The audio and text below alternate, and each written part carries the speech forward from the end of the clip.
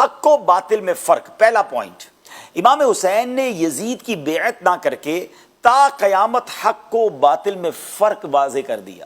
آپ نے یہ واضح کر دیا، کلیئر کر دیا کہ حق کے ساتھ کھڑے رہنا ہے، باطل کے آگے سر نہیں جھکانا ہے. اور یہ آج بھی ہمارے لیے لیسن ہے کہ جو لوگ باطل کے ساتھ مل جاتے ہیں، غلط کاموں کے سپورٹر بن جاتے ہیں، بعض اوقات اپنی مجبوری کی بات کرتے ہیں، کیا کریں جناب، سب کرتے ہیں، مجھے کرنا پڑتا ہے، فیملی پریشر ہے، دوستوں کا پریشر ہے، مارکیٹ کا پریشر ہے. بتائیے نا امام حسین نے کیا کیا تھا؟ پوری فیملی پتہ ہے شہید کر دی جائے گی، مگر آپ نے وہ پریشر نہ لیا، حق کے ساتھ کھڑے رہے. سیکنڈ ڈیسیژن کیا تھا؟ نااہل کو منصب دینے کی جو ممانعت ہے. ہاں یہ بڑی خوبصورت، آج کل انگلش میں بھی ایک جملہ کہا جاتا ہے، right person for the right job. جب امام علی مقام نے یزید کی بیعت نہیں کی تو دنیا پر واضح ہو گیا کہ نااہل کو کبھی کوئی منصب نہ دیا جائے، اور اگر بالفرض وہ زبردستی کسی عہدے کو حاصل کر لے تو اہل عزیمت جو ہوتے ہیں انہیں چاہیے کہ ہرگز اس کی اطاعت نہ کریں. اللہ اکبر. یعنی یہاں یہ بھی بہت خوبصورت ایک پیغام ہے کہ ماشاءاللہ وہ لوگ جو کسی آرگنائزیشن کو، اگر مذہبی ادارے کو چلا رہے ہیں یا کسی بھی کام کو کر رہے ہیں، کسی نااہل کو اگر آپ نے منصب دے دیا، اسے مقام دے دیا، اسے جناب اقتدار دے دیا، اس کے ہاتھ میں آپ نے یوں سمجھیے کنٹرول دیا، تو پھر بربادی کا انتظار کیجیے.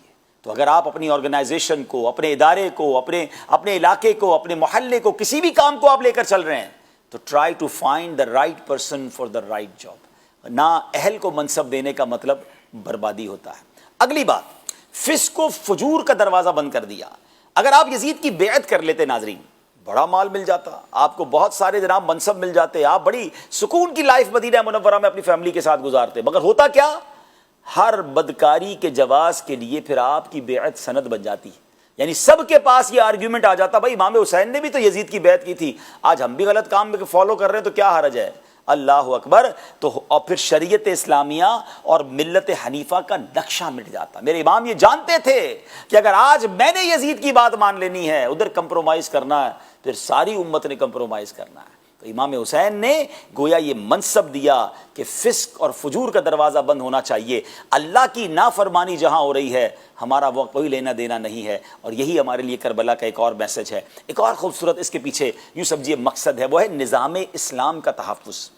اگر آپ یزید کی بیعت کر لیتے تو یزید آپ کی بہت قدر و منزلت کرتا، خوب مال و دولت نچھاور کرتا، لیکن اسلام کا نظام درہم برہم ہو جاتا، ایسا فساد برپا ہوتا کہ اس کو بعد میں دور کرنا دشوار ترین ہوتا. تو نظام اسلام کا تحفظ کیا، ایک نظام باقی رہے، اسلام کی جو ضروریات ہیں، اسلام جو چاہتا ہے معاشرے میں، وہ سب باقی رہیں. امام نے اس کے لیے قربانی دی. آگے چلیں، ایک اور کمال کی بات سیکھنے کو ملتی ہے، اور وہ ہے احکام شرعیہ میں برابری، ایکویولنس، مساوات کا کیسا نظام ہے. اب سوچئے نا، آپ نے یزید کی بیعت کیوں نہیں کی؟